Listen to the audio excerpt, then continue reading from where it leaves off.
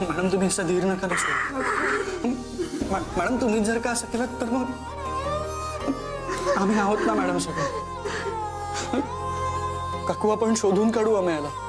हो, आम्ही तुम्हाला तुमचं सगळं परत मिळवून देऊ। तुम्ही मला घर आणि पैसे देऊ शकाल ग, पण माझं सौभाग्य कसं मिळेल मला परत?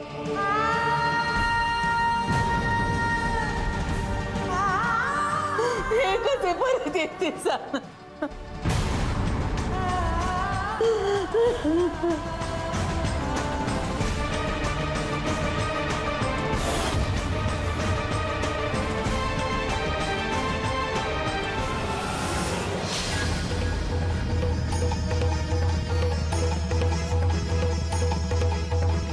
सगळं माझ्यामुळे झालंय। मी जबाबदार आहे, सगळं माझ्यामुळे झालं।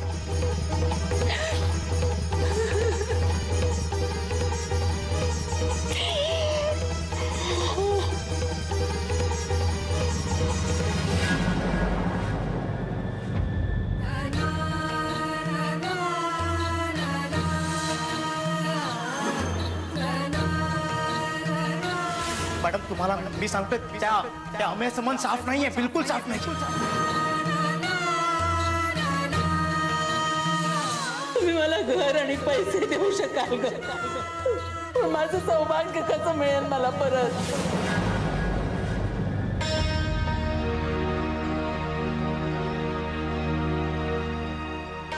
अस्मिता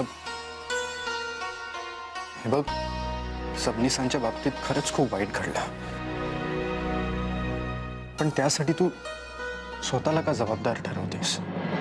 जबाबदारी असं केलं मी।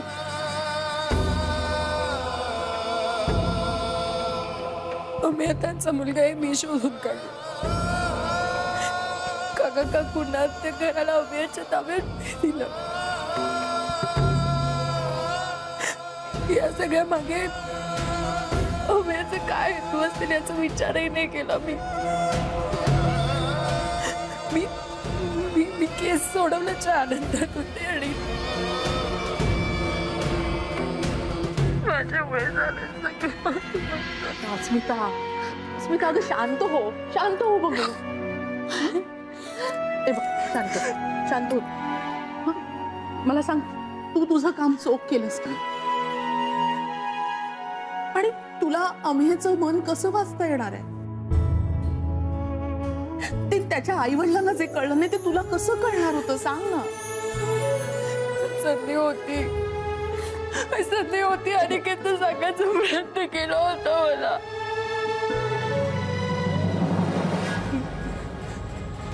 अनिकेत अमेयला जे सांगायचा प्रयत्न करत होता ते मला का नाही कळलं? काय हवंय तुला? पैसा? अरे तू इथं आल्याने त्यांना त्रास होतो हे कळत नाहीये का तुला? अरे तुझ्यामुळे त्रास होतोय त्यांना, कारण पैशांसाठी तर तू आलायस। मी पैशांसाठी आलेलो नाहीये, मी आई बाबांसाठी आलोय। अनिकेत सारखं सांगत होता की मला आई बाबा हवेत, मला दुसरं काही नकोय। मी तेव्हा तिथे कोणीच नव्हतं, तो कुठलाही प्रेशर खाली नव्हतं। मी नाही समजू शकले ती गोष्ट। मी जबाबदार आहे सगळ्यात। काकांच्या या अवस्थेला, काकांच्या झाडाला मी जबाबदार। तू मोठी संघाली